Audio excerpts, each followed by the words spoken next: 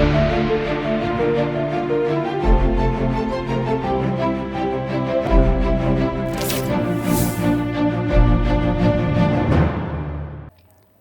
के बाद स्वागत है आपका उत्तर प्रदेश बुलेटिन में। इस बुलेटिन में बात होगी फर्रुखाबाद की, जहां पिता के सामने पुलिस की पिटाई से क्षुब्ध बेटे ने फांसी लगा ली। साथ ही बात होगी संभल की, जहां प्राथमिक स्वास्थ्य केंद्र में वृक्षारोपण किया गया। ऐसी तमाम खबरों पर करेंगे विस्तार से चर्चा। बदायूं के कस्बा वजीरगंज निवासी रामकिशोर पंडित ने अपने बेटे का जन्मदिन दिव्यांग आश्रम वजीरगंज में बड़े ही धूमधाम से मनाया। रामकिशोर पंडित के बेटे कृष्णमणि पंडित ने दिव्यांग आश्रम वजीरगंज में रह रहे सभी बच्चों के साथ अपना जन्मदिन मनाया और आश्रम में रह रहे सभी बच्चों को फ्रूटी और फल मिठाई वितरित की। आश्रम के सभी विकलांग बेसहारा बच्चों के चेहरे खिल उठे। वहीं बच्चे के पिता ने बताया कि हम सबको मानव सेवा ही मानवता है, नर सेवा नारायण सेवा, इसलिए मैंने अपने बेटे का जन्मदिन दिव्यांग आश्रम वजीरगंज में मनाया और आगे भी सहयोग करता रहूंगा। वहीं आश्रम प्रभारी सुनीरा गौर ने मां बंगला मुखी का फोटो देकर सम्मानित किया और दीर्घ आयु की कामना की। इस मौके पर अध्यक्ष उनीश पाल सिंह यादव ने उनका बहुत बहुत आभार व्यक्त किया। आश्रम अध्यक्ष उनीश पाल सिंह ने बताया, ये आश्रम आप सभी के सहयोग से चल रहा है। इस मौके पर कृष्णमणि और उनके दोस्त आश्रम पहुंचे और उनका जन्मदिन दिव्यांग आश्रम वजीरगंज में मनाया। इस मौके पर कृष्णमणि पंडित, कुशवासनीय, अनुभव यादव, आकाश कुमार, सर्वेश उपाध्याय, उनीश पाल सिंह यादव, चंचल यादव, सुनीरा गौर सहित आश्रमवासी मौजूद रहे। बोलो। आज विकलांग आश्रम कुसुमा रोड वजीरगंज पर कृष्णमणि पुत्र रामकिशोर पंडित जी कस्बा वजीरगंज पस्तौर वालों का 18वां जन्मदिन बेसहारा विकलांग अनाथ बच्चों के बीच धूमधाम से मनाया गया। माँ बगलामुखी, माँ भवानी की कृपा से यही विकलांग दुआ के अलावा यही कह सकते हैं, इनके पास है ही क्या। इसीलिए माँ भगवती बगलामुखी माँ से यही निवेदन करेंगे, यही प्रार्थना करेंगे कि महाराज जी का आशीर्वाद दीन दुने चौगुन सवाए बहुत दिन लाखों साल जिए। जय माँ, जय भवानी। बदायूं से सीनू संवाददाता आकाश तोमर की रिपोर्ट। समाजवादी पार्टी के जिलाध्यक्ष एवं पूर्व विधायक के नेतृत्व में एक प्रतिनिधि मंडल गुरुवार को पुलिस अधीक्षक आरती सिंह से मुलाकात की और छेदा नगला में हुई पुलिस की पिटाई से क्षुब्ध बेटे ने घर में आकर फांसी लगाकर आत्महत्या कर ली है। इस मामले में जो भी लोग दोषी हों उन्हें सभी को कड़ी से कड़ी सजा मिलनी चाहिए। पूर्व विधायक उर्मिला राजपूत ने कहा कि पुलिस अधीक्षक से वार्ता हो गई है, उन्होंने निष्पक्ष जाँच करने और दोषी लोगों के खिलाफ कार्यवाही किए जाने का आश्वासन दिया है। उन्होंने कहा कि पुलिस अधीक्षक को घटना के पीछे कमल कुमार एक लड़का शमशेर नगर का है, जिसके माध्यम से सिपाही महेश उपाध्याय को रुपए दिए गए। उन्होंने कहा कि पिटाई और फिर 40,000 रुपए के लिए का जो मामला है काफ़ी संगीन है। कप्तान साहब से मिलने आए विधायक जी, क्या किस संबंध में आए? हमारी पार्टी के सारे लोग जिलाध्यक्ष जी के नेतृत्व में छेदा नंगला में जो परसों घटना हुई वहाँ मौके पर गए थे और सारे तथ्यों की जानकारी थी। फिर तुरंत हम लोग कप्तान साहब से मिलने आए और सारी बातें अभी बताई जिलाध्यक्ष जी ने। एक बात मैंने भी कही, जो घटना के पीछे का कारण है पिटाई, उसके बाद 40,000 रुपये, और वो 40,000 रुपये कमल कुमार लड़का है शमशेर नगर का, उसके माध्यम से महेश उपाध्याय दरोगा ने दिए। अच्छा सिपाही दरोगा, वो तो उसकी भी जांच होनी चाहिए। कप्तान साहब के पास आए हैं, किस संबंध में आए थे आप? ये जड़िया नकलाब है, छेदा नकलाब है। एक लड़के ने आत्महत्या कर ली थी, पुलिस पे उसको मारपीट की और रात में जाके उसने आत्महत्या कर ली।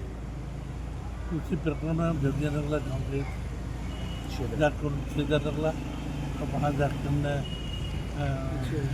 देखा, पूछा उसके परिजनों से, उसके पिताजी से, माँ से, सब रिश्तेदारों से, और उन्होंने आश्वस्त किया कि समाजवादी पार्टी आपके साथ है, कंधा मिलाकर आपके साथ है और दोषियों को बख्शा नहीं जाएगा, दोषियों को निर्दोषों को लिया नहीं जाएगा और दोषियों को बख्शा नहीं जाएगा। क्या लगता है आपको कि आत्महत्या है कि मर्डर है, क्या है ये? तो आत्महत्या ही लग रही है। फर्रुखाबाद से सीनू संवाददाता आदेश शर्मा की रिपोर्ट। युवक गुड़गांव से स्लीपर श्री शिव गंगा ट्रैवल्स की बस से आ रहा था। फर्रुखाबाद ड्राइवर ने बस खाली करने के लिए सवारियों को देखा। स्लीपर पर युवक का शव देखकर 112 पुलिस को सूचना दी। थाना पुलिस ने मौके पर पहुंचकर शव को कब्जे में लेकर जांच पड़ताल की। युवक के सिर से खून बह रहा था। युवक के शरीर पर चोटों के निशान थे। पुलिस ने शव का पंचनामा भरकर पोस्टमार्टम के लिए भेजा और जांच पड़ताल में जुटी है। क्या नाम है? विवेक। ये गाड़ी में आप क्या करते हैं? मैं चालक हूँ गाड़ी का। चालक है। एक बॉडी मिली गाड़ी में, क्या मामला है, कैसे क्या मिली और कहाँ से आया था, कहाँ जा रहा था? ये हीरो होंडा से अपने घर जा रहा था हरदोई। तो हमने यहाँ ITI चौराहे पे हमारी सारी पूरी गाड़ी खाली हुई, कुछ पार्किंग के पास में गाड़ी खाली हुई, तो ये मुझे लेटे हुए दिखाई दिए। मैंने हाथ वगैरह पे लगाया नहीं, फिर मैंने इनका फ़ोन देखा, 112 नंबर पर सूचना दी। तो क्या खून निकल रहा था? हाँ, इनका फ़ोन निकला था, फिर मैंने 112 नंबर पर तुरंत सूचना दी। पुलिस आ गई? हाँ जी। फर्रुखाबाद से सीनू संवाददाता आदेश शर्मा की रिपोर्ट। आज हजरत नगर गढ़ी के प्राथमिक स्वास्थ्य केंद्र पर डॉक्टर इंदु त्यागी, डॉक्टर वसुंधरा चौधरी, रजत कुमार, संगीता एवं पूनम सूरज ने स्वास्थ्य केंद्र पर वृक्षारोपण किया और उन्होंने स्वास्थ्य केंद्र पर आने वाले सभी मरीजों को जागरूक करते हुए कहा कि वृक्षारोपण से पर्यावरण शुद्ध होता है, जलवायु नियंत्रित होती है, मिट्टी का कटाव रुकता है और जैव विविधता बढ़ती है। हमें ज़्यादा से ज़्यादा खेत एवं घरों में वृक्षारोपण करना चाहिए। इस मौके पर वसुंधरा चौधरी, डॉक्टर इंदु त्यागी, रजत कुमार, विनीता रानी, पूनम सूरज आदि मौजूद रहे। मैडम, इस वक्त हम प्राथमिक स्वास्थ्य केंद्र हजरतनगर गढ़ी पर यहाँ मौजूद हैं। अभी आपने जो ये वृक्षारोपण किया है, तो इसका आप समाज को क्या संदेश देना चाहेंगी और इससे क्या क्या फ़ायदे, उसके बारे में कुछ कहना चाहेंगी मैम? हाँ जी, ये तो वृक्ष तो हमारा जीवन है।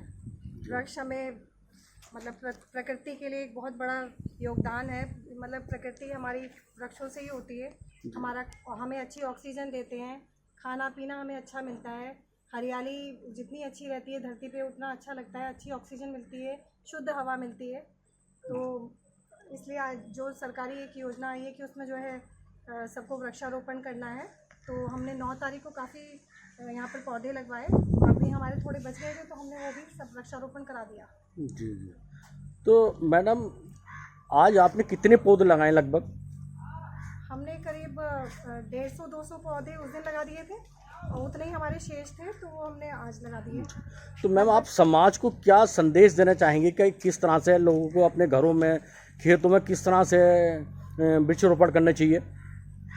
वृक्ष तो सभी को लगाना चाहिए। इस बार की हमारी थीम ही थी एक वृक्ष माँ के नाम। तो इस बार हम लोगों ने ये माँ के नाम एक वृक्ष अपनी PSC पे हमारे यहाँ जो भी मरीज आए सभी से हमने लगवाया है। यहाँ पर एक संदेश जाए कि हम हर व्यक्ति को पेड़ लगाना कितना आवश्यक है। पेड़ तो आवश्यक जीवन के लिए है ही है।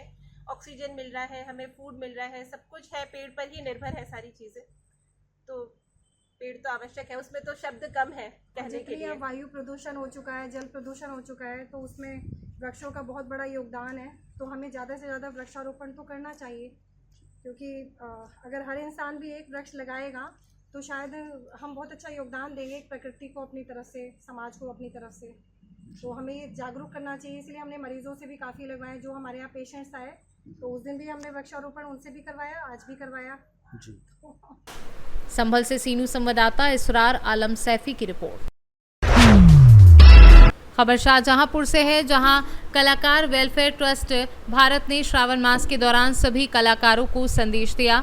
वीरपाल सिंह को उर्फ चंदन भैया ने कहा, सभी कलाकार मेरा परिवार हैं, उनकी रक्षा करना मेरी प्राथमिकता। सभी कलाकारों से अपील कि सर्कस, आग, वन्यजीव के साथ झांकी का प्रयोग न करें। आपकी यात्रा शुभ हो, मंगलमय हो। जय माता दी, सभी को जय श्री राम, हर हर महादेव। सभी सम्मानित साथियों को श्रावण मास के प्रथम सोमवार की हार्दिक शुभकामनाएं। मैं अमरीश कठेरिया, एडवोकेट, कलाकार वेलफेयर रजिस्टर्ड ट्रस्ट का सेवादार, आप सभी सम्मानित साथियों से ये विनम्र निवेदन करना चाहता हूँ सोमवार के इस पावन माह में कि जितने भी हमारे कलाकार साथी हैं, सभी लोग आपस में मिलकर भगवान भोलेनाथ की आराधना करें और जहाँ जहाँ भी हमारे कांवड़ती लोग जिस देश में, जिस शहर में, जिस प्रदेश में भगवान भोलेनाथ का नाम स्मरण कर रहे हैं, कांवरती जल भर कर ला रहे हैं, उनकी तन्मयता के साथ सेवा करें और सनातन धर्म का प्रचार करते हुए भगवान भोलेनाथ का नाम जाप करें। ओम नमः शिवाय। और जितने भी सम्मानित हमारे कलाकार साथी हैं, उनसे एक विनम्र निवेदन है इस श्रावण मास में कि कोशिश करें कि भगवान के पौराणिक और उनके चरित्रार्थ जो सुंदर चरित्र हैं उन पर ही भजनों को गाएं और ऐसी सुंदर सुंदर धुनों के माध्यम से उनको लोगों तक प्रचार प्रसार का काम करें, जिससे हर घर में धर्म का प्रचार हो, भगवान नाम स्मरण हो। और जितने भी हमारे झांकी कलाकार हैं उन सभी से निवेदन है कि किसी भी प्रकार की फूर्णता की झांकी कोई भी करते हुआ पाए तो उसे विनम्र निवेदन करके हाथ जोड़कर प्रार्थना करें कि भैया हम सभी लोग सनातनी हैं और हम सभी लोग ये चाहते हैं कि हमारे धर्म का प्रचार हो, कोई भी हमारे धर्म पर किसी भी प्रकार की उंगली ना उठा सके। तो इसलिए हमारा प्रथम कर्तव्य है कि हम अपने धर्म की रक्षा करें और उस धर्म की रक्षा करते हुए जो भी व्यक्ति हमारा अगर कलाकार साथी हमसे जो जुड़ा है उसको तो जानकारी है कि हमें ऐसी वैसी झांकी नहीं करनी है, लेकिन जो हम लोगों से नहीं जुड़े हैं या जो कहीं किसी तरीके से उनके तक ये मैसेज नहीं पहुंचा है कि, तो उन्हें ये विशेष उनसे अनुरोध करें, उनसे अनुग्रह करें कि हमें जो झांकियाँ करनी हैं, जो भगवान का स्वरूप दिखाना है, वो बिल्कुल मर्यादित होना चाहिए, उसमें किसी भी प्रकार का कोई खिलवाड़ ना हो। और अगर कोई ऐसा खिलवाड़ करता है उसे समझाएं, अगर वो नहीं समझता है तो फिर हम उसकी प्रशासनिक तौर से हम उसके खिलाफ़ कानूनी कार्रवाई करने के लिए बाध्य होंगे। पहले हमें उसे समझाना है प्रेम से, क्योंकि वो हमारे परिवार का सदस्य है।